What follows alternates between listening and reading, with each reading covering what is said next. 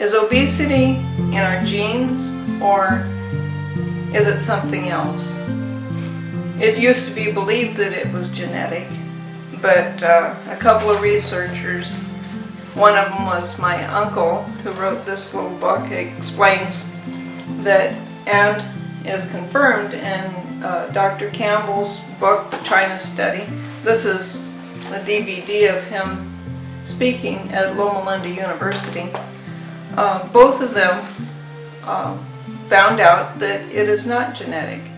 That my uncle explains in his book that the genetic aspect of it is that what our parents ate is what we grow up eating. And if we grow up eating a high-fat diet, that's going to be a problem for us. In the China study, Dr. Campbell recognized that if a person eats the traditional Chinese diet, they will be thin and healthy. If they come to the U.S. and they start eating a Western diet, or if they go to one of the Western fast food restaurants that have been imported into China, they will develop the same health habits that we have, the same health problems and the same health diseases that we have. So it's really not a genetic problem. It is a dietary problem, and it's something that we can all help ourselves recover from.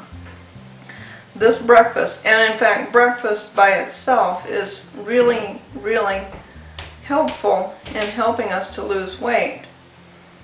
My husband and I have a friend that he was kind of stubborn. The only thing he wanted to change was the time of day that he ate what he ate. And when he did that, he did lose weight. He could have lost a lot more if he had continued in the direction that he was headed.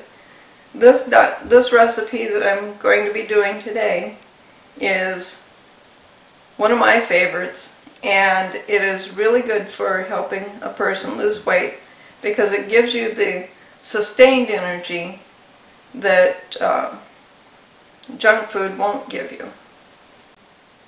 This is really easy, and there's only 3 ingredients, and the same basic recipe. You can use all kinds of, instead of the brown rice that I'm going to be using this morning, you can use all kinds of grains. You could use teff, which is one of my favorites. You could use polenta, or also known as corn grits. The whole grain is really delicious. There's also, this is amaranth. It is a light colored grain, and the seeds are very, very small. It has a really nice texture when you cook it. And this is millet. And I heard a medical researcher say that millet is really good, especially for elderly. I don't remember why he said it was good for elderly, but he said that it is one of the best foods for elderly people. Now for this, you want a medium-sized, kind of, depending on how many people you're serving. This is going to be for John and I like to get one of these little casserole dishes, and 1 cup of brown rice, and then about half a teaspoon. You can always adjust any of my recipes. If you're trying to avoid sodium, you can reduce the sodium. This is a little bit less than half a teaspoon of salt.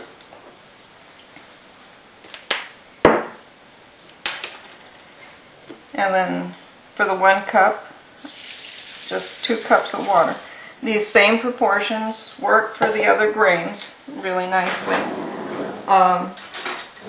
Probably the only exception would be millet. I usually add a bit more water. Millet tends to absorb a lot of moisture more than the other grains. And teff tends to absorb less water, so, but they all work. And you want to cook your grains for more than an hour.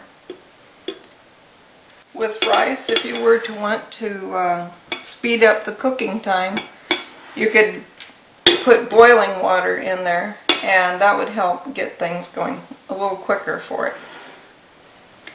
Now with rice, I like to preheat the oven to a high temperature, like maybe 450 or 500 degrees. That helps the rice to get boiling, and you want it to boil a little bit right at the beginning of your cooking time so that it will cook properly. Now you might say, well, I don't have time to do all that, cook that kind of work first thing in the morning. But there's a few tricks that you can do that will help make it easier to accomplish. One of them is to have your kitchen cleaned, ready, and have your casserole, your ingredients, and everything all set up the night before. And then when breakfast time comes, or first thing in the morning when you get up, you just assemble it, stick it in the oven, and then go get dressed, get ready for the day. Now with the rice, you want it only up at that high temperature for maybe 5 to 10 minutes till you see that it's beginning to bubble. The boiling is starting to start. Then at that point you're going to turn the oven down to 300 degrees. That will lower the temperature to a slow cooking, and it's not going to burn. Another option that will help speed things up in the morning that you can do is you could make the rice like maybe the night before, keep it in the refrigerator after it's cooled, and then in the morning put it in a dish, or you can use the same dish and add maybe half a cup of water, enough to moisten it, and then just cook it long enough for it to get hot. As you can see, now this is starting to bubble, so now I will turn the temperature down to 300 degrees for it to finish cooking.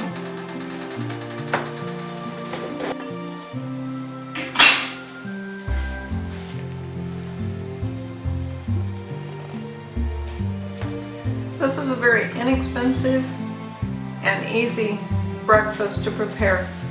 One of the ways I like to eat it is with lots of fruit and nuts and our almond milk and either date crystals or date sugar. This is date crystals I'm going to have on mine.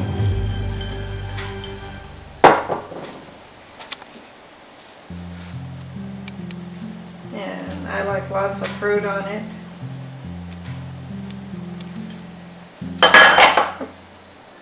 You can put whatever fruit is in season at the time.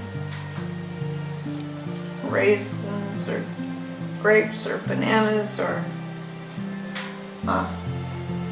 this is a jujube, which is a Japanese apple. It's really, I like them, John doesn't. You get them when they're brown like this, and they're sweeter than if they have the yellow coloring on the outside.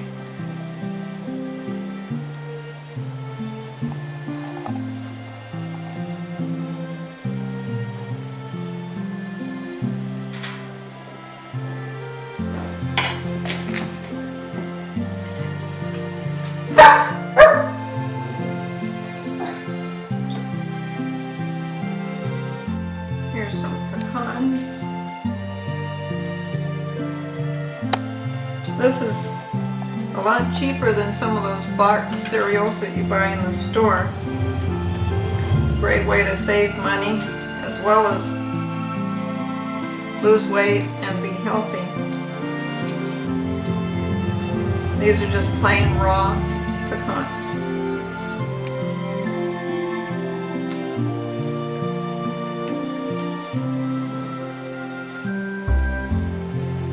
Thank you for joining us, and I'll see you next time.